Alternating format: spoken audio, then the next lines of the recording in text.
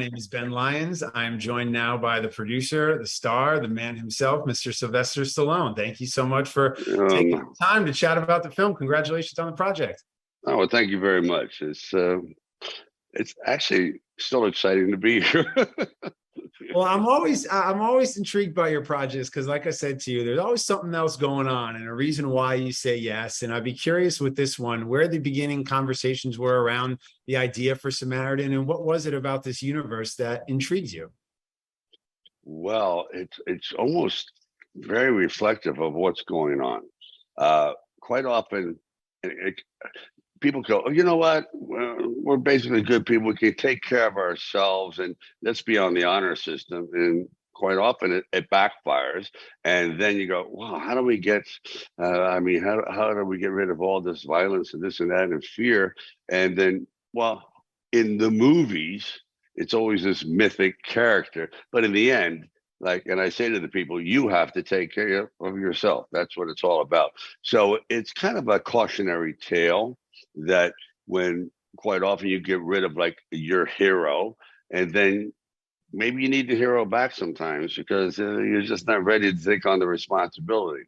But in this particular case, he had an issue that is so personal that he couldn't face the facts. And that's why he disappeared. And he thought, okay, why don't I just assume what people consider the most anonymous job in the world, a garbage man? Like no one pays any attention to these people. Yet when you think about them, without them, we're in big trouble. So there's all these metaphors in there. You've had, some odd jobs in your career before being an actor and a filmmaker. I would imagine for a character like this, you're able to tap into some of those emotions that you had way back when you were just starting out in your career. You're not kidding.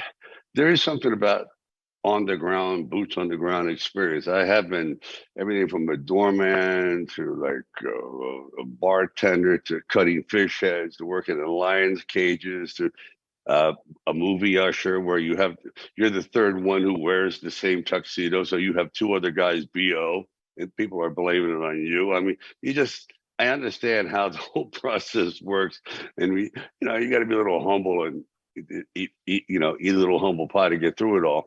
But you learn, you really learn, and I think it just adds to the human experience. And so I think, like, for example, I enjoy acting now more than when I was 30, 35, because you think you know everything. You know nothing. I think the soft spot in a man's head doesn't get hard till like about 41. You're still learning. You think you got it under control, not quite. What do you learn as an actor when you go toe to toe with, at the time, a 13-year-old who more than holds his own with you in this? And of course, I'm talking about Walton. Well, you understand that you lose as you get older. You become cynical, and the hell with it. And that's why you get the cranky old man syndrome. And then you look at youth, and you go, God, youth must be served. There's something so invigorating and infectious about this kid who's full of life, and he just wants to explode, and he wants you to help him, educate him, take him on this journey. So in a sense, he's winding the clock back for me. I was willing to go off into that sunset, bitter, crumble away, just become dust. He goes, no, come back. We need you, you fool. Come back. And that's where I think it's important. I think when you see older people hanging out with younger people, it's vital because they both become so symbiotic. You grab their wisdom and they grab your energy. And it's very important, I think. You're able to have some really special scenes with him, some intimate moments in this world of superheroes and explosions and all the action sequences. What were those days like on set, going toe to toe with such a young actor in that real intimate way? Well, I try to intimidate him, scare him, and make him forget his lines so he doesn't upstage me, I think. But no, truthfully, you try to relax because I understand I am a lot older, a lot larger, like this and that. So I remember the first time I walked on, I said, there's Robert Mitchum. You go, uh-oh, that, or John Wayne. It throws you off your game. You think you're ready, but you're not. So I put myself in their position and I kept it light, like a child. I would joke, I did things, humor, So he was completely relaxed, and actually he started doing. He's kind of a wise guy, this guy, so in a good way. And his father was there, so we had this very comedic kind of light, one up some trash talking kind of thing. So when the camera rolls, he's right there. It isn't like, oh, here's Mr. Stallone. I must not speak too loudly. And then what is it between the actual characters on screen, between Joe and Sam, you think that really draws them together? I hate the fact that he's making me face reality quite often. I think one of the main assets people have is a fading memory. You go, oh, thank God. Every day I try to forget something new because they don't want to remember. It's bad times, it's mistakes, it's this and that. And this kid is dragging me back into my memories. He's making me face who I was. I don't want to go there. I left it behind. No. Nothing that ever goes away, pal. Come back to who you really were. So he's kind of like, stop. You are this older superhero. Yeah, you may be a little gray and long in the tooth, but you're not a garbage man. You don't fix radios. You come to the rescue.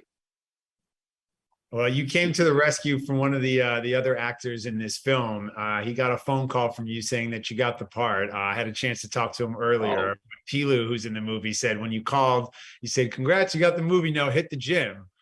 Hit the gym became the motivation for him, and he appreciated it. So, you know, like oftentimes actors, Sly, when they play a villain, they say it's not the bad guy, he's just misunderstood. What was it about his performance on set that you enjoyed getting to work with him, and then when you see the finished product? You know, the key to the good guy is the bad guy. It really is. Good is pretty simple to play. Bad is complex because you either do it so badly, like twisting the mustache, that the audience goes, "Oh, come on, he's no threat." Like, for example, a Mr. T or a Drago, they just radiate like, "Oh shit, I don't want to be around this." Well, it's the same thing with him. When I saw him in Game of Thrones, there's something in the eyes. Go, he's special. There's something going on there that is truly frightening but intelligent. That's really scary. It's one thing to be chased by a dumb bad guy. To be chased by a smart bad guy, you got an issue. So it's just there. You can't hide it. It radiates that he has that combination because he actually is a very good, gentle soul, a great actor. But he also has a dark side, obviously, because you can't fake it. I said, let's face it, you're a twisted sister. You got it. And admit it, you're a little weird, all right? Which is good. You you talk a lot about the process and how to be patient in life and in film, I feel like, and the idea of training for a movie. You can't do it all at once. It's got to be a process and something you build towards. There's some intense action sequences for you in this project. Walk me through the training process and some of the sequences on set. Which ones you really enjoyed?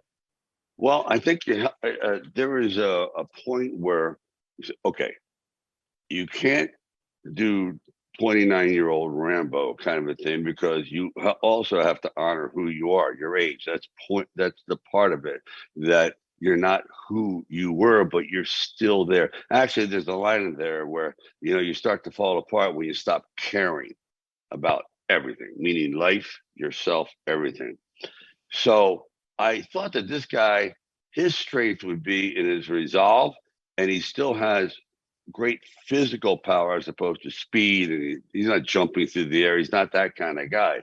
He's like a very, very, very powerful individual that is still sort of in the world of reality a little bit. He can't fly. He can't see through, walls or whatever.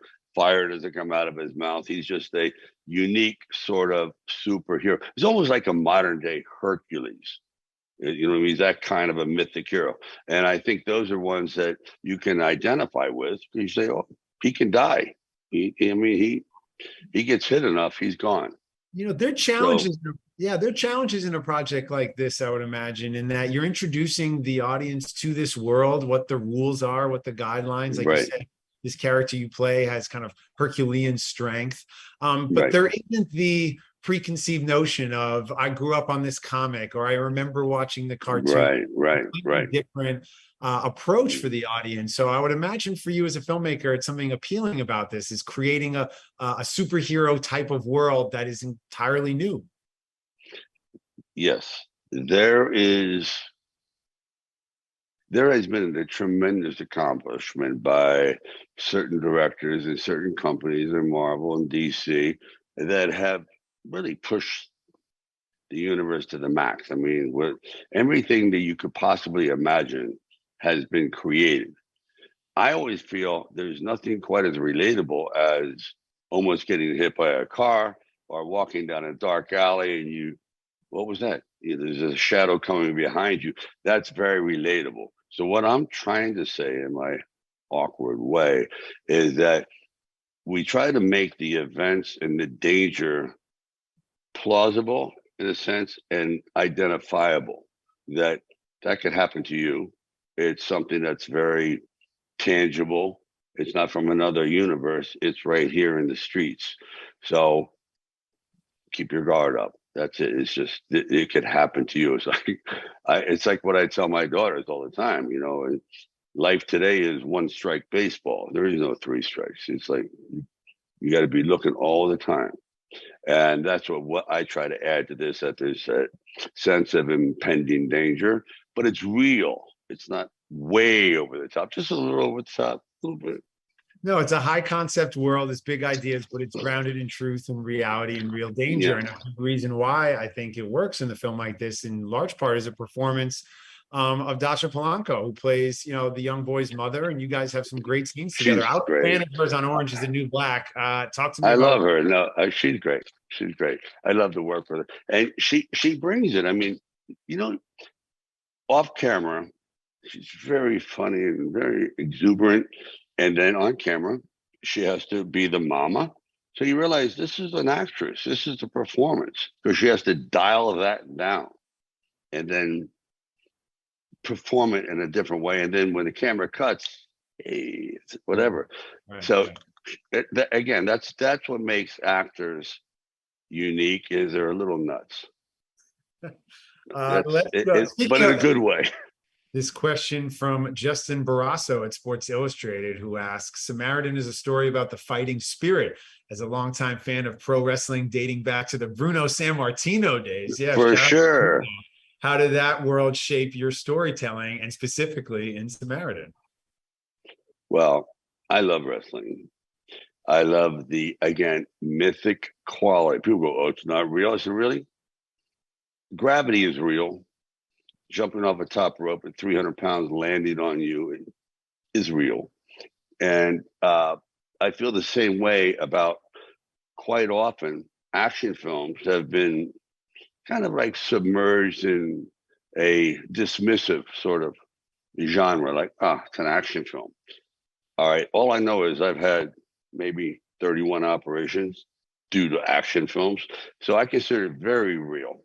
I understand what goes into it. So the idea, and like the Bruno Sammartino, these are the people that forged my personalities and my outlook on life. Bruno, all those guys, Gorgeous George, Steve Reeves, all of them, Rocky Marciano, especially Rocky Marciano. So I hope that sort of answers it, maybe sort of. No, there's obviously a passion for that world, and as is big time. I made my daughters watch wrestling. I said, it's watch the story. It's these morality plays that has nothing to do with who's scoring a touchdown. It's like, are you swept up in the drama? That's what it's about. It's entertainment. It's not meant to be okay, the score is now 14-3. It's not that. That's not what it's about. I just love doing a conversation with you about this film and someone throws in a Bruno Sammartino reference. That just made the wrestling fan of me happy. Let's go to Kelvin Chave, who has a question. What made you take a chance on a young director like Julius Avery? Well, I've directed a few things myself, and it's kind of like having your spleen pulled out through your nose with a tractor. It's not fun. It's hard work. People, it's so glamorous. It's not glamorous. It's brutal. It takes a toll on your private life. Forget about sleeping. You answer 8,000 questions a day. It's tough. And then you have post-production. So you have no life. It really. And I know there's a certain point where you're not like you've lost a little speed. And young guys, they're hungry, they're drooling. They live for this stuff. This is their moment. The testosterone is pouring out of their ears, and they're gonna stay up late at night and deliver. So that's why I think it's if you're going to do that kind of film, you need that kind of energy. I've done it the other way, and it has not worked out very well. This question say that. This question from Josh Wilding from Comic Book Movie, who asks, what would you say to superhero fans about what they can expect from Samaritan? There's a certain type of fan who obviously gravitates towards this genre, if you will. And how do you think this one? Because this guy, this sort of superhero fan is not, he's, again, much more pedestrian. You could be standing next to him or riding next to him on an L or a bus and not even know you're sitting next to some fella here that can literally lift the bus up. There's a kind of simplicity to it, and it's a simmering boil, and that eventually erupts, as opposed to triumphant music and thing and special effects and thunder and guys hitting the ground with their fist, kind of a seismic wave. So you can expect a hero that is very regular and does irregular things. That's what it is. Something that is, oh wow, he's kind of. It's not like if Rocky was a superhero. It's something that is identifiable and street-like. It's not set in some super fantastic universe. It's set among brick and concrete and identifiable situations that the neighborhoods we live in. And that's what I liked about it. This next question, Mr. Stallone, is from Alessandro Conti, who asks, one of the themes of the film is the possibility of having a second chance. What were the second chances that were important in your life? Well, redemption is everything. Unfortunately, we only learn through stupid mistakes. Your parents tell you, they go, don't do that. Fire is hot.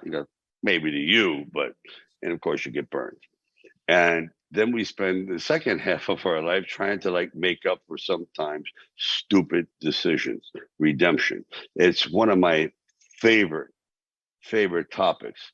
Matter of fact, almost everything I read is dripping with a sense of redemption.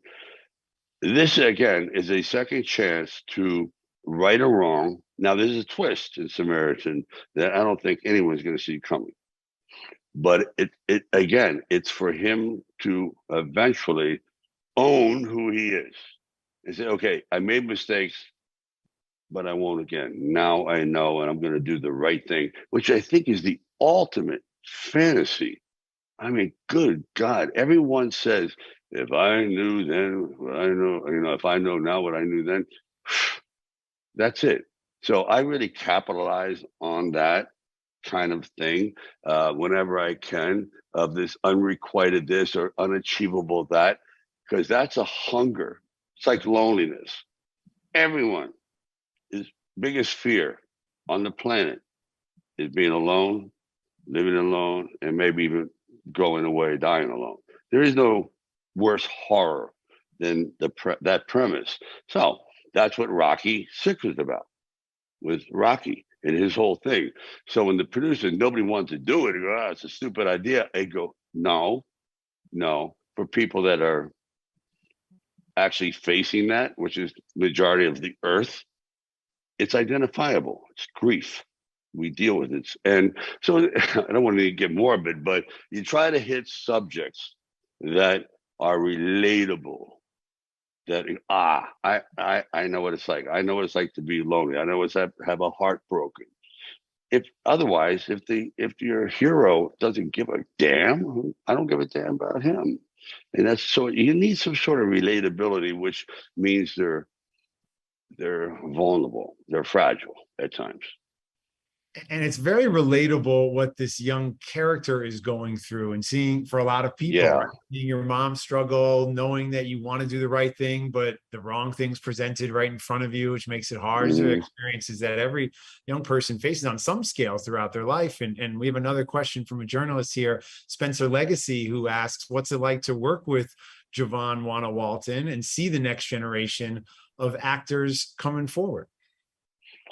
okay. I'd like to knock this kid's teeth out, tell you the truth. No, I'm kidding. I love him. He is he's wonderful. I first met his father. It was during Creed 2, and I said, who is this guy? I mean, he's really tough. And then as fate would have it, that's the father of Javon. And Javon's an amazing athlete. He's like world-class fighter, athlete. But more importantly, he's very funny. He has humor. And he's also kind of he gets the joke of how to work sarcasm and humor. And that's a very, very, very rare combination. It wasn't as though you have some sulking kid. Hey, wake up! Are you okay? My bird died. No, that's not it. He comes happy. He comes exuberant. So it just brought me up too. It's that kind of a thing. I couldn't wait to sit there and start, trash talking each other every morning. Well, it's really cool to see how much energy you take from young people. You provide this wisdom, this experience from having lived every, life you could possibly imagine Right. in this timeline. But the fact Yeah. that you're able to now get some energy back from young actors or just young people, you mentioned your daughters a few times. That's obviously something that Yeah. really brought you to this I, role in this project, because you're going toe to toe with this kid throughout most of the movie. yeah. I'm like an emotional vampire. I'm just going to take what I can. This next question is from Francesco Cangiano from Cine Express, who asks, one of the things I most enjoyed and appreciated about the film is the themes that it explores. Like we said, Mr. Stallone, underneath the surface, right? Something a little deeper. Mainly the whole world, the whole good versus evil through line was this tug of war between these two ideas. One of the aspects that attracted you to the movie, and what was your approach when exploring this through your character and your performance, the tug of good and evil? The tug of good and evil is something that is just eternal because it is the tug within us. We have, I don't want to give anything away, but we are so duplicitous. We can be the highest of angels and the lowest of devils, and it's all in the same body if pushed in a certain directions. It's like, how were you raised? What are your ethics? What sets you off and what breaks your heart? And it's this constant struggle. I looked at him as, God, this is the future. But I don't know if I want to belong to the future. And this kid just like pulling me back and say, stop being a coward. Be who you are. Save me. Be my father, is what he's saying. And I have nothing. As I said before, he's a lonely old man who is going into obscurity. He finds broken objects in the trash, which is symbolic of him.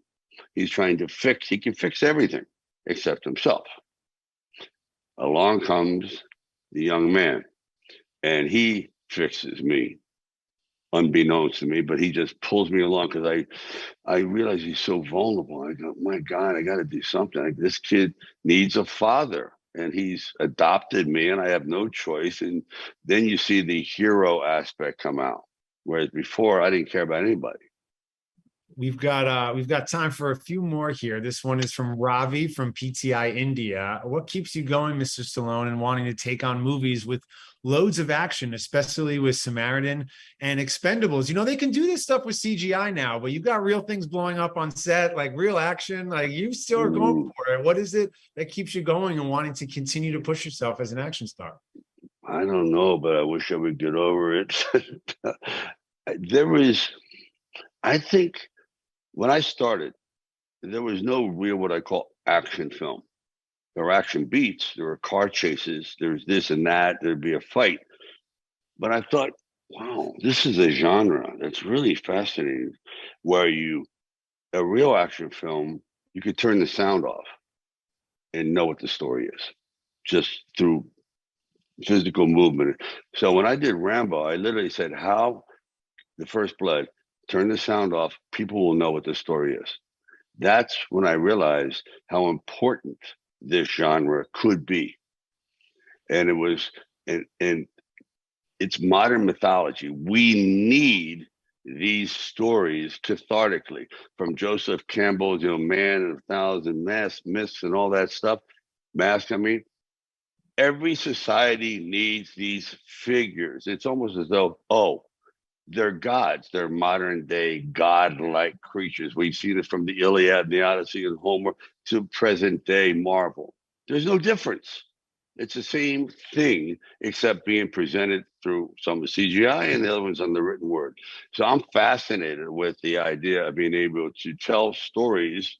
The fact that the question comes from India, that it actually is understood by a culture, a different complete culture, but they completely get it because we're hitting on the same sort of emotions that every human being on the planet shares, which is that fear, the loneliness, the heroism, youth must be served, the father-like figure, all that stuff.